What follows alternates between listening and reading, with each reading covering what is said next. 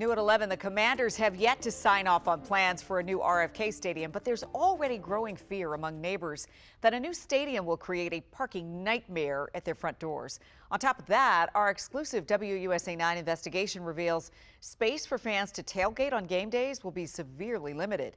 Chief investigative reporter Eric Flack unravels the impact this new RFK parking plan will have on neighbors and fans. How far are we from RFK Stadium? I would guess about a mile from here. Bill Sisolak says the district should sack plans for a new Commanders stadium. He still remembers what it was like when the team used to play at RFK. Parking, trash, frankly, after games in particular, let me just say misbehavior by a lot of people. It's been 7.5 years since the last official event at RFK Stadium, and to this day, signs remain about what a nightmare traffic and parking could be in neighborhoods like this one on game days.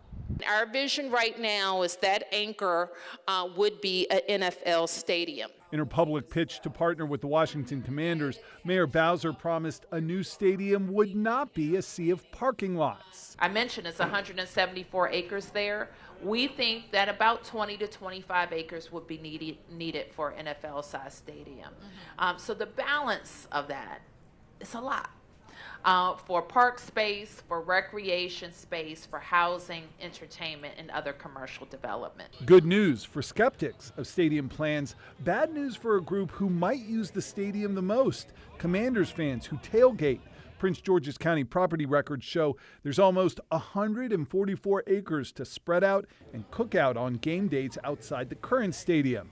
But the math for that kind of atmosphere at an RFK site doesn't add up. Remember, the RFK campus is 174 acres, but after preserving 52 acres for recreation, which is required by the legislation passed by Congress, and the 20 to 25 acres needed for the stadium itself, only roughly 100 acres are left for other things, and the mayor has said much of that will be earmarked for housing and retail. At a community meeting at Eastern High School earlier in February, Bowser did not provide specifics on the amount of parking planned, but she did signal a shift away from those traditional tailgating lots of old. Your question was around, would it be surface parking or garages? We would want to use garages because we will want to maximize the space. Tailgating is typically not permitted in parking garages, and without mentioning tailgating specifically, Bowser used the Minnesota Vikings downtown stadium project as comparable for what she would like to see here in D.C. And we really didn't know until almost right before the new stadium opened where we were going to be able to tailgate, and it was very limited compared to what it used to be.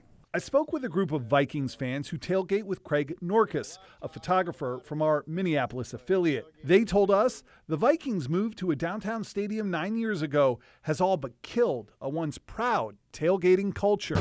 It's about the connections, it's about the people, it's about the full-day experience, and you will not get that in a downtown setting. And Bill Sisolak worries that will simply push fans to his front door. So yes, I think people will tailgate on these streets. And that's not something you want to deal with. No, none of us want to deal with that. Nobody in this neighborhood would want to deal with that. Eric Fleck, WUSA 9. At that community meeting at Eastern High School, the mayor said there's going to be ample parking as part of the new stadium plan, and that she will be prepared to talk about what that package looks like in upcoming meetings.